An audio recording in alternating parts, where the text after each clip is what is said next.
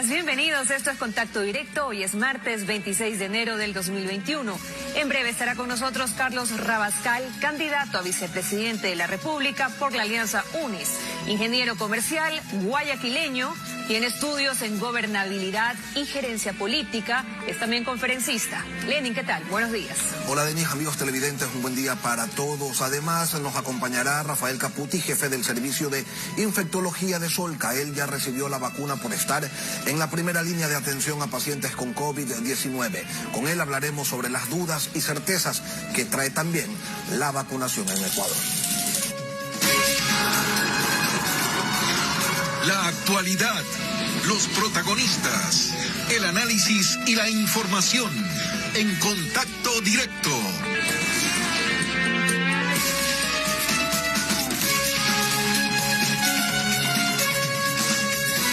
Faltan 8 días hábiles para hacer campaña electoral y vamos a entrevistar a los candidatos a vicepresidente de la República elegidos en la misma papeleta presidencial. Porque según la Constitución, en su artículo 149, sus funciones son que cuando no reemplace al presidente ejercerá las funciones que éste le asigne. En virtud del tiempo disponible y también de las agendas de los candidatos, unas entrevistas serán separadamente y otras en debate con las mismas reglas que tuvieron los candidatos a presidente, de 1 minuto para responder cada pregunta sobre el plan de gobierno y sus ofrecimientos de campaña. Hoy empezamos con Carlos Rabascal, candidato a la vicepresidencia por UNES. Buenos días, bienvenido a Contacto Directo. Muy buenos días, Lenin, y muchas gracias por la invitación. El binomio de UNES ofrece $1.000 a 1 millón de personas que deben inscribirse en la página web de Andrés Arauz para acceder a este beneficio. Usted aparece en un video junto al señor Arauz respaldando este ofrecimiento. ¿De dónde piensan obtener estos $1.000 millones? Permítame, Lenin, primero decirle el porqué de esta propuesta. Esta propuesta tiene un sentido social y un sentido de responsabilidad y solidaridad, porque durante la pandemia 1 millón de madres de familia que viven en la vulnerabilidad con $2 diarios y que tienen con 3 y 4 hijos han estado tremendamente abandonadas. No se les llevó alimentos, no se les llevó medicamentos, es decir, no se las asistió. No hubo una política de protección social. Estos $1.000 sirven para poder recuperar esa estabilidad familiar y que les sirvan incluso para consumir en la economía. Es decir, van a comprar productos que alguien produce, tanto en los mercados de la economía popular y solidaria, tanto como en las tiendas. Por tanto, eso de una u otra manera también activa la economía. ¿De dónde lo vamos a sacar? Lo vamos a sacar de los recursos que tiene el país, llámese en el exterior y llámese en el Ecuador. Eso representa el 1% del Producto Interno Bruto y apenas representa el 3% del presupuesto general del Estado. Si usted lo compara con los 1.300 millones que utilizaron para la securitización, para salvar a un grupo de empresarios, eso representó el 7% del Producto Interno Bruto.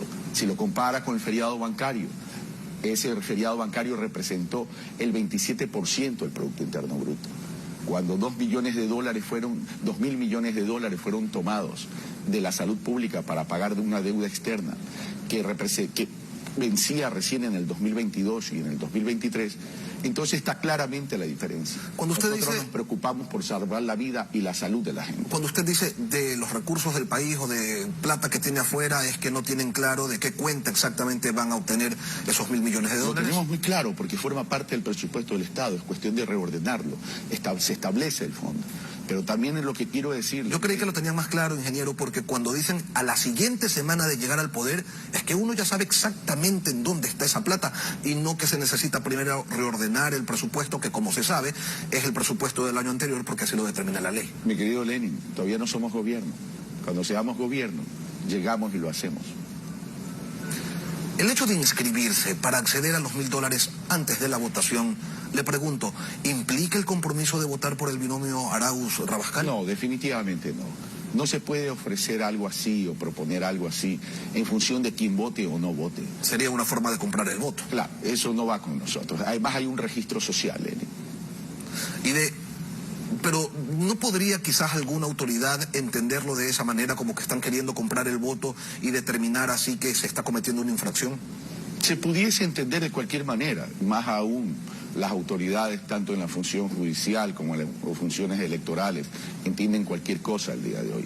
Pero nosotros estamos para atender a toda la población y vamos a gobernar para los 17 millones de ecuatorianos, independientemente que hayan votado por nosotros o no hayan votado para nosotros. Carlos, ¿usted está de acuerdo con la minería inversa, con sacar oro de los teléfonos celulares? Estoy de acuerdo con la minoría responsable. El sector minero va a ser fundamental para el Ecuador. El próximo año, el sector minero puede representar el 4% del Producto Interno Bruto y en un horizonte de tiempo, el sector minero puede representar entre el 15 y el 20% de todo el tamaño de la economía. La minería inversa es otra cosa. La minería inversa responde a los principios de la economía circular que nosotros vamos a impulsar. Una economía circular que se basa en la reutilización de residuos, que permite que disminuir el consumo de materias primas vírgenes, por tanto cuidar el ecosistema, generar nuevos valores económicos a esos residuos, se genera espacios de nuevas plazas de trabajo y espacios de inversión para procesos de reciclaje. Pero no es que con eso se van a fondear y que se va a hacer el futuro. Lenin, por favor. Usted es un periodista serio. Así se lo expuso en su momento. No, así se lo malinterpretó, que es distinto. La Constitución señala en sus artículos 146 y 149 que las funciones del vicepresidente de la República serán las de reemplazar al presidente en caso de ausencia temporal o definitiva y ejercer aquellas que le sean asignadas. ¿Cuáles son las funciones que le van a delegar a usted, Carlos? La reactivación del sector productivo, la recuperación del empleo y la equidad territorial. Esto ya se lo ha dicho públicamente y nuestro candidato a la presidencia, Andrés Arauz, así lo ha manifestado públicamente. Hablemos de la reactivación del sector productivo. ¿Cuáles son las acciones que se van a tomar? A ver, dentro de la reactivación del sector productivo va a estar orientado fundamentalmente a la micro, pequeña y mediana empresa, sin descuidar la grande empresa, pero es fundamental. Por eso nosotros hemos comenzado a proponer y construir un plan de emergencia y otro un tema estructural. El plan de emergencia es plantear inversiones intergubernamentales en una articulación entre gobierno central y gobiernos autónomos descentralizados, en líneas de crédito, que es dinero recuperable entre el Banco del Estado y los gobiernos autónomos descentralizados, para hacer siguientes obras: temas de agua potable y alcantarillado, que más del 50% de las ciudades en el Ecuador tienen problemas de agua potable y alcantarillado. Casualmente, gestión de residuos al amparo de la economía circular, vialidad rural, electrificación y canales de riego. Eso va a generar también plazas de trabajo con dignidad y con seguridad social. Por tanto, es importante que se incorpore recursos económicos a la economía para generar una especie de electroshock, porque hoy la inversión está parada y necesitamos desde el sector público, desde el Estado, inyectarlo. Los otros son líneas de créditos también, orientadas a la micro, pequeña y mediana empresa. 1.000 millones para la ruralidad, 1.000 millones para la economía popular y solidaria y 1.000 millones para las micros, pequeñas y medianas empresas. Y esto acompañado con una política de reestructuración obligatoria de deudas que tienen ciudadanos y que tienen sector productivo, especialmente en el rango de las empresas que he mencionado. ¿Y las líneas de crédito, perdón una precisión, Carlos, para los gobiernos autónomos descentralizados, de cuánto sería? 3.000 millones de dólares. 3.000 más. No, ya los mencioné en la primera etapa. 3.000 millones de dólares que está orientado para agua potable, alcantarillado, gestión de manejo de residuos, vialidad, electrificaciones, canales de riego y proyectos que estén orientados a resolver problemas fundamentales y estructurales de los territorios. Más los 1.000 que van a dar son 4.000. 6.000 en total. 6.000 por un lado para gobiernos autónomos descentralizados y 3.000 de las líneas de crédito. Son 7.000. ¿De dónde? En general son 8.000. ¿De dónde? Ingeniero, porque vamos, o sea, en este momento lo que menos hay en la caja es plata. ¿Usted cree que lo que menos hay en la caja es plata, Lenin? Cuando se tomaron... Es lo que reflejan las cuentas del Banco Central. Hay plata. Hay que generar más recursos, estamos claros, Lenin. Por supuesto que hay que generar más recursos, pero en un momento de crisis, mi querido Lenin, hay que establecer prioridad, y la prioridad es la reactivación del sector productivo. La economía funciona como un paciente, como un ser humano. Cuando va perdiendo los signos vitales, ¿qué se hace? Ponerle oxígeno y generarle un electroshock. La economía es igual. Si no hay inversión, ¿qué tiene que hacer el Estado ecuatoriano? Ahí sí tiene el Estado ecuatoriano que invertir, casualmente para hacer reaccionar la economía. Pero no, porque si hay trabajadores sin ingresos no hay consumo, y si no hay consumo no hay producción, y si no hay producción hay mayor desempleo, y si hay mayor desempleo cae la inversión.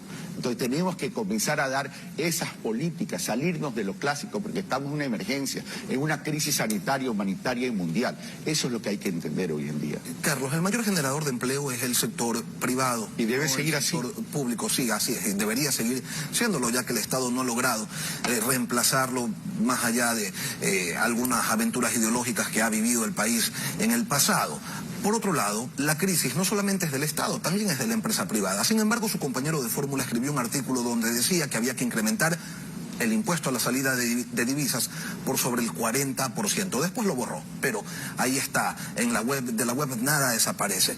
¿Usted está de acuerdo con una decisión de ese tipo? Pero sobre todo, Carlos, quería preguntarle si usted cree que medidas de ese tipo, incremento de impuestos, alentarían a la reactivación económica del país. En estos momentos, y lo hemos conversado, incluso una de las condiciones del Fondo Monetario Internacional con quien habrá que conversar es incrementar la carga tributaria para las personas naturales. Nosotros nos oponemos a eso, porque casualmente si estamos diciendo que hay que reactivar el sector productivo, no es el momento de incrementar carga tributaria. Distinto es hacer una gran reforma para simplificar el tema de la tributación y hacerlo más eficiente, para facilitar la producción, para facilitar el empleo, para facilitar el desarrollo empresarial.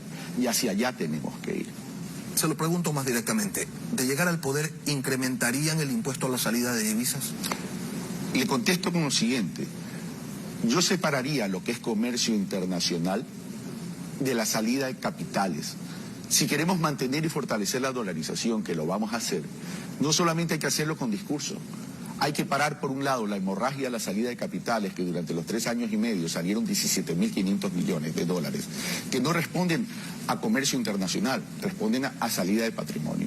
Pero por otro lado, también hay que traer más inversión y hay que incrementar nuestros niveles de exportaciones para poder financiar al Ecuador.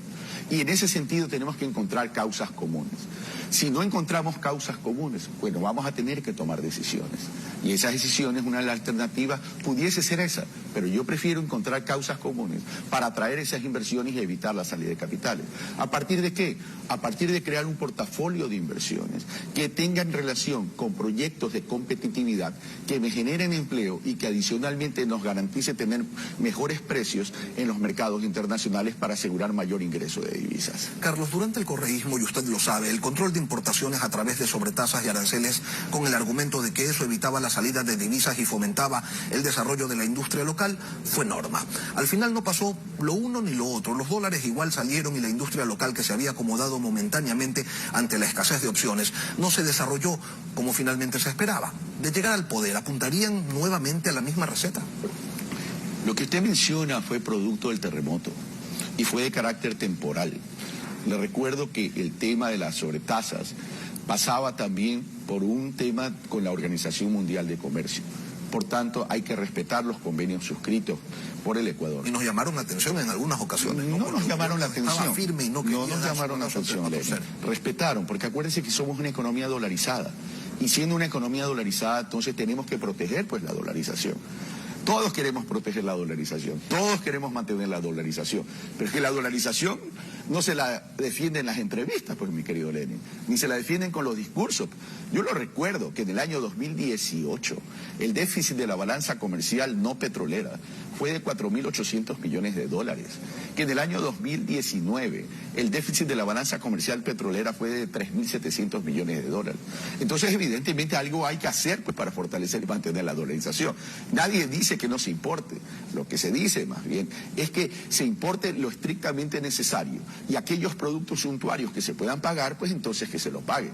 Pero por ejemplo, habría que privilegiar los bienes de capital y las materias primas que facilitan la producción. El socialismo del siglo XXI convierte al Estado en un gran prestador de servicios sociales financiados por los impuestos que pagan los ciudadanos. La idea, se lo pregunto, es que haya un país de ricos que paguen más impuestos o un país igualitario en el que todos sean pobres, ¿o no es esa la dicotomía? Yo creo que el enfoque de la pregunta, Lenin, y usted sabe que le tengo profundo respeto y afecto, está mal elaborada. Porque la idea de un Estado es que garantice el bienestar de todos.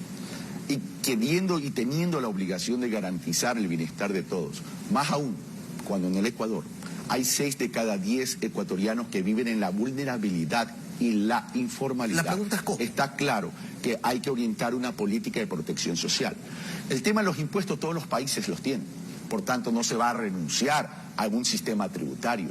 El tema es que ese sistema tributario sea eficiente, eficaz, oportuno y solidario. Por tanto, los que más tienen que pagar más. Eso se llama progresividad y no lo estamos descubriendo el día de hoy. Eso se aplica en Estados Unidos y se aplica en los estados europeos. También se aplica el criterio de eficiencia y se busca que el Estado no sea obeso, que no sea adiposo, que no sea una llave abierta por donde se escapen los recursos. 900 millones mensuales de rol de pagos, ¿le parece a usted que es pertinente en un país del tamaño del Ecuador? Me parece que el Estado no debe ser obeso, pero debe ser fuerte, presente, eficiente, oportuno y solidario. Y en ese sentido hay que trabajar. Hay que comenzar a trabajar en modelos de gestión gubernamentales, no solo del gobierno central, sino también del gobierno autónomo descentralizado. Casualmente para ser eficiente, porque para todos también es conocido, más allá de las discrepancias que podemos tener, es el exceso de tramitología que hay para poder facilitar la producción y el empleo y la atención de los servicios de forma oportuna. Y hacia allá tenemos que ir. Pero fuerte, ¿por qué tienen que ser? Presente, ¿por qué tienen que ser? Oportuno y solidario. Porque es evidente que tenemos que garantizar el acceso a los derechos, como la salud pública, como la educación, como la seguridad, como la justicia y otros servicios adicionales. Y claro, pero hay que ser eficientes, no solamente es una cuestión de presencia, porque durante 10 años se invirtió mucha plata en salud, mucha plata en educación, se contrataron 50.000 maestros más. Pero usted disminuiría a los maestros, usted disminuiría a los operadores. No, yo no disminuiría a los maestros, Carlos, pero a ver, 50.000 que el presidente Moreno dijo que los hospitales no eran necesarios. Oiga, ¿en qué escuelas trabajan? Vino la pandemia, ¿no? Carlos, no hay espacio para 50.000 nuevos maestros. O sea, para que haya 100 por escuela deberían haber construido 500 y no las hicieron. Pero Lenin, usted me está diciendo que quitemos escuelas. Yo no le estoy diciendo que quiten escuelas, le estoy diciendo que contraten más escuelas maestros para que justifiquen la contratación de una cantidad tan alta de maestros, que hagan escuelas y que las hagan sin sobreprecio. Eso es otra cosa, Lenin. No confundamos las cosas. No confundamos un tema de un derecho con un tema de gestión. El tema de gestión, si hay corrupción hay que sancionarlo.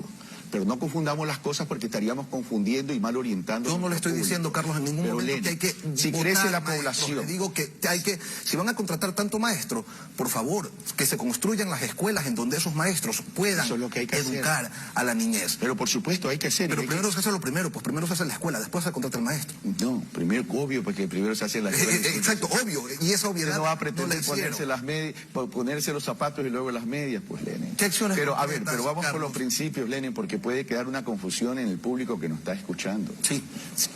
Usted va creciendo en función de cómo crece la población, pues. Y no solamente en función de cómo crece la población, sino también en función de cómo establece una política de presencia de la salud pública y de presencia de la educación pública con conceptos de equidad territorial.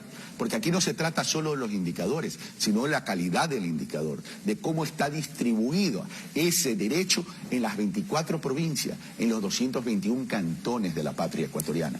Ese es el reto que tenemos que tener y a eso me voy a dedicar, porque a mí se me ha encargado también la equidad territorial y la equidad territorial tiene que ver con el desarrollo local y territorial.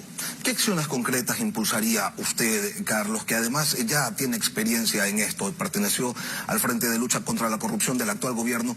¿Qué haría usted para combatir la corrupción, los sobreprecios, los acuerdos entre privados? Rescatar primero esa política y esa estrategia de la política y lucha de transparencia y lucha contra la corrupción que se le entregó al presidente Moreno en diciembre del 2017 y que la archivó. La lucha contra la corrupción no merece discursos, merece acciones. Reformar el Sistema Nacional de Contratación Pública, comenzando con la reforma al Código Orgánico de la Contratación Pública, eliminando todo acto de discrecionalidad para que no haya asignaciones a dedo, incluso en los periodos de emergencia, que sí se puede establecer. Adicionalmente, regulando los contratos ampliatorios y modificatorios, porque ahí hay espacios para corrupción también, pero también estableciendo procesos de transparencia donde se publique todo durante los procesos precontractual, contractual y postcontractual. Un catastro nacional de la contratación pública, de los contratistas directos e indirectos, indirectos proveedores de los contratistas directos, para saber quiénes son, para saber su situación financiera, para saber qué concentración de la contratación pública están teniendo, para saber su especialidad y estableciendo una trazabilidad del dinero, que no es otra cosa que monitorear y seguir el dinero de la contratación pública a través de un sistema de facturación electrónica codificado con quienes estén registrados en el catastro y el código de los precios unitarios respondiendo a cada uno de los rubros, comparados con los mercados nacionales e internacionales, dependiendo del caso. De esa manera podemos detectar las distorsiones correspondientes. Una última cosa, Carlos. Hay quienes señalan que de llegar ustedes al poder, los camaradas sentenciados serían liberados de polvo y paja. Cuando lleguemos al poder, la justicia será autónoma e independiente. Cuando usted insinúa aquello en términos de algo que ha escuchado, le quiero decir que el propio expresidente Correa ha dicho que a él no le interesa ni indulto ni amnistía, porque él está haciendo acciones en instancias internacionales. Ahora, lo que sí le quiero decir es que hay que respetar los debidos procesos y la presunción de inocencia. Cuidado, estigmatizamos a las personas en términos de culpabilidad sin querer y pretender que se responda a una justicia libre, independiente y autónoma. Hablamos en función de las sentencias, no de insinuaciones ni de cosas. Usted sabe que las sentencias pueden ser escritas en el papel, pero cuando esas sentencias inician con una teoría del caso y de una estructura criminal organizada y terminan con un influjo psíquico, entonces yo algún momento voy a ejercer mi influjo psíquico para que los medios de comunicación establezcan un papel más importante en términos de orientación a la ciudadanía. Bueno, hubiera sido bueno también Lenin, levantar la voz cuando las sentencias se dictaban. Lo hice, Lenin. Y usted sabe muy bien que lo hice. En relación al caso del Universo, por ejemplo, lo hice y está ahí en las redes sociales. No fue la única sentencia que se dictó. En las otras también, mi querido Lenin, pero esto no es cuestión de cantidad, esto es cuestión de valor. Carlos Rabascal, candidato a vicepresidente de la República por la Alianza UNES, auspiciada por Centro Democrático, el partido de Jimmy Jairala, y Compromiso Social, que fuera del exministro Iván Espinel. Gracias por acompañarnos hoy en Contacto. A usted, Lenin. Vamos a una... Pichincha querida, tú lo sabes, juntos transformamos la provincia, la patria entera, con caminos espectaculares, escuelas del milenio, maravillosos hospitales, acceso a la educación, a la salud. Juntos recuperaremos el futuro. Andrés Arauz, presidente. Vamos a recuperar el futuro. Todo, todito, uno. Juntos transformamos la provincia, la patria entera, con caminos espectaculares, escuelas del milenio, maravillosos hospitales, acceso a la educación, a la salud. Juntos recuperaremos el futuro. Andrés Arauz, presidente. Vamos a recuperar el futuro. Todo, todito, uno.